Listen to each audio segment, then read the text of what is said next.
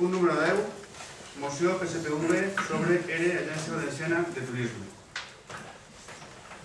Passe a llegir-la. Àngels Vives Morell, regidora del grup municipal socialista, d'Ondara en nom i representació del mateix i en virtut del que disposa l'article 97.3 del Reglament d'Organització, Funcionament i Règim Jurídic de les Entitats Locals, presenta per al seu debat en este ple la següent proposta de resolució a fi que s'incloga a la pròxima sessió ordinària del ple que es convoque per al seu debat i votació. Exposició de motius.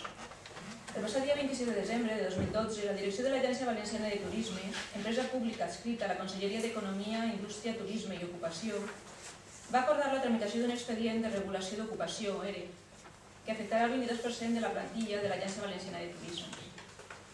En concret, les previsions de l'Agència Valenciana de Turisme a hores d'ara són les d'amortitzar 47 places d'interins del total de 216 llocs de treball conforme a l'entitat pública. He de dir que aquestes 47 places ara en aquests moments són 33, s'han reduït a 33.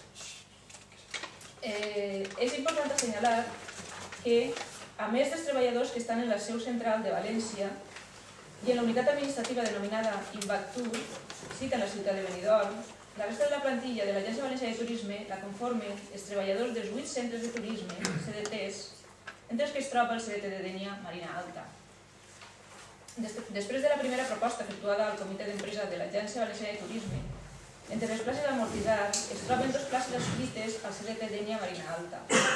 En aquest sentit, no cal dir la gran implicació i consolidació del centre en tota la comarca de la Marina Alta, on cursen i han cursat els seus estudis alumnes d'Ondara des de la seva creació, les nombroses activitats formatives reglades i no reglades que acullen les seues instal·lacions. Cal incidir en el fet que el CDT Dénia Marina Alta compta tan sols amb 9 treballadors en plantilla, els quals atenen cadascun en exclusiva la seva concreta funció dins de l'organigrama formatiu dissenyat pel propi centre.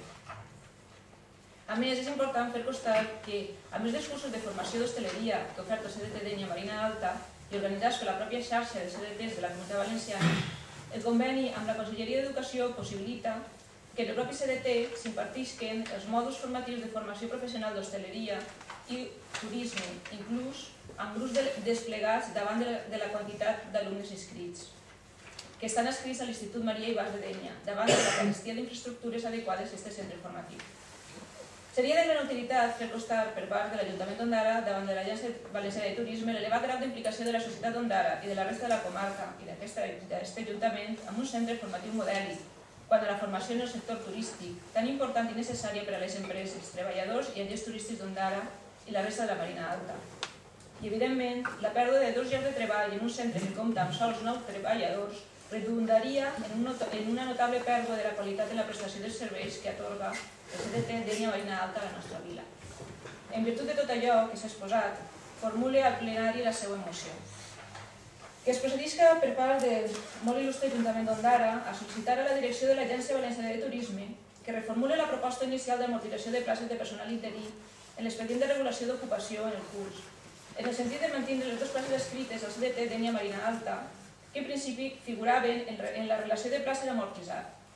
Tot això, al resultar imprescindible el manteniment del personal necessari en el centre atès que s'impartixen en el mateix, a més dels estudis propis organitzats per la xarxa de CDTs, els estudis dels mòduls de formació professional d'hostaleria i turisme de l'Institut Maria Ibars, fruit del conveni amb la Conselleria d'Educació, així com a causa de la vocació comarcal del centre, on es formen cada curs alumnes d'Ondara i de la resta de la Marina Alta.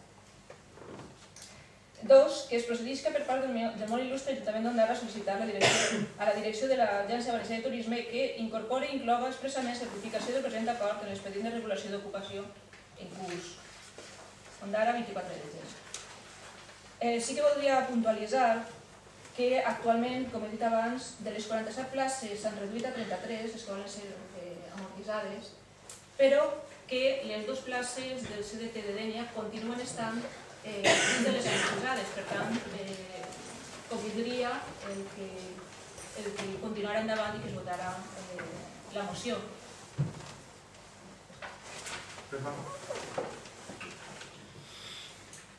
Nosaltres, des del nostre punt de vista, entenem tot el que és un procés com el que s'ha iniciat d'amortitzar classes comporta una situació molt complicada, sobretot per a la gent que està vida una situació en la vida o unes obligacions i compromisos i entenem que no és algo positiu. Nosaltres ens agradaria que de la mateixa manera que t'has preocupat per aquest tipus d'iniciatives, en aquest cas de l'Agència Valenciana de Turisme, ho feres sempre en tots allà o en totes aquelles institucions que comporten aquest tipus d'intervencions. Nosaltres anem a entrar en si creiem que és necessari, no és necessari, perquè no coneguem el fons i la situació de l'agència. El que sí que anem a estar des del nostre grup al costat del que és l'aposta que ha fet el CDT en la Marina Alta, pensem que ha tingut els seus èxits, el que és també la protecció d'aquestes dues places, que tenim que intentar que per part de l'agència, com bé diu la moció, reformule aquesta proposta inicial o aquesta segona proposta, en què hem passat ja 33 persones, i per tant, des d'aquest punt de vista, i entenent que nosaltres apostem per al manteniment del lloc de treball d'aquesta gent, anem a donar-li recolzament de la mà. Estic sentada, si no, quasi que em caigui. Sense canviar res. Passem per la... És la primera volta en 6 anys. A la votació.